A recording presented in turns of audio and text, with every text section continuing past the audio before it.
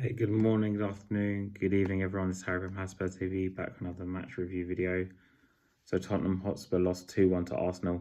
As you can tell, I'm kind of tired of this rubbish. So yeah, at the Emirates 2-1, which I kind of predicted. If you guys watched my earlier stream this week, yesterday, I did stream with an Arsenal fan, and we said, well, I agreed, kind of predict the same thing. We would lose 2-1, and this is what happened.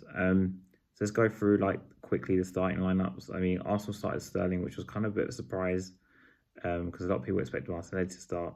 But Rice, Partey, Odegaard, who are probably the most important players in this game, started for Arsenal. And we had Sarr, Bissouma, and Bergvall in midfield. Kulusevski played on the right, which was a very wasteful choice in my opinion. Back line kind of picks itself at this point. Spence left back because he doesn't fancy Reguilon. Obviously, Kinski kept his place in goal.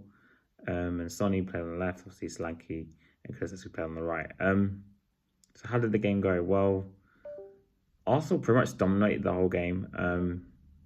Could have probably scored more. I think 2-1 flattered us in the end. I'm going to try and keep this brief because I'm really pissed off. This is 11th loss of the Premier League season.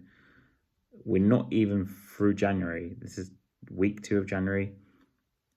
And yeah, we've already lost 11 games out of 21, which is more than half, just about. And we've got Everton away next. But let's go into what happened. Spurs did score against the run of play with Sonny's goal. Massive deflection, I think, from Gabriel. It was probably going on target, but it was really against the run of play. Spurs didn't really create anything. They had a small sequence in the first half where they did. When the goal, obviously, in that sort of sequence of chances, 2-3 chances we had, where Kulusevski should have really buried one.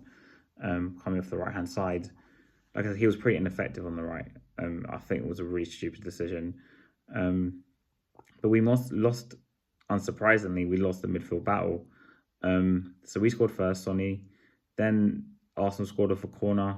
And I know a lot of people will say, well, it wasn't a corner, blah, blah, blah. Well, the decision that went against us didn't really,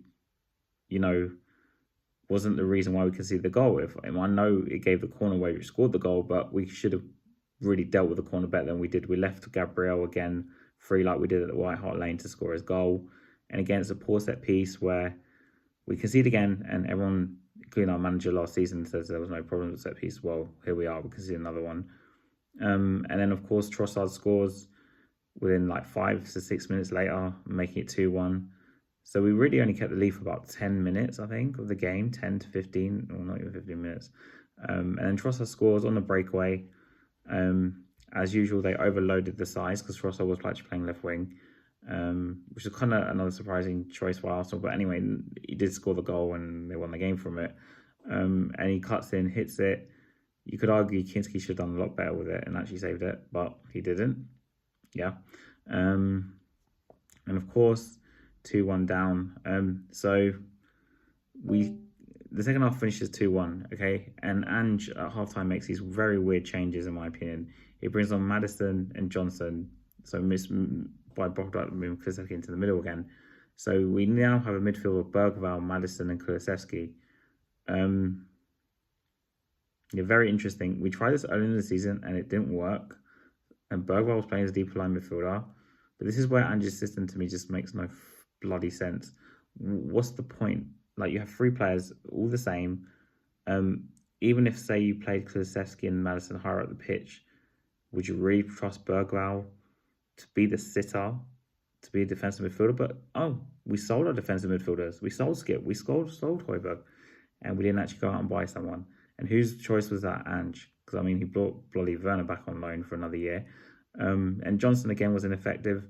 Yeah, he scores the tap-ins, but apart from that, he offers nothing on the pitch. Just an absolute waste of money. Maybe with a different manager, they'll get the most out of him by moving him in the middle. But again, the midfielders we have, honestly, he took off the 2 defensive midfielders and brought in the 2 attacking midfielders, essentially, right? And Richarlison came on later in the game, a change which a lot of people probably were out of desperation kind of calling for, right? He brings them on takes off Sonny, which is fair enough. Son did nothing in the game apart from his deflection goal. And he puts Richarlison on the left. Doesn't even change to a 4-4-2. He doesn't bring on Mikey Moore, because I thought Moore probably maybe could have done something. But this was kind of just carrying on from our lackluster performance against Tamworth. The second half, I'm going to keep it short and sweet. We didn't create anything of note. I think the only chance I remember us having with about a minute left was when Porro decided to have a shot from like a weird angle. It hits the post. Raya passes it out. But apart from that, we may have had more of the possession. And a lot of people say, well, we play attacking football. We have more possession. We did nothing with it. Arsenal, even on the break, looked more threatening than us. And Arsenal, the team who had the least possession, they were playing at home. But what I'm saying is the difference between Arsenal and Tottenham is they can see a game out. And to me, that's not to do with just personnel. That's to do with the managers as well. We can't see a game out. We couldn't even see a 1-goal lead for more than 10 minutes.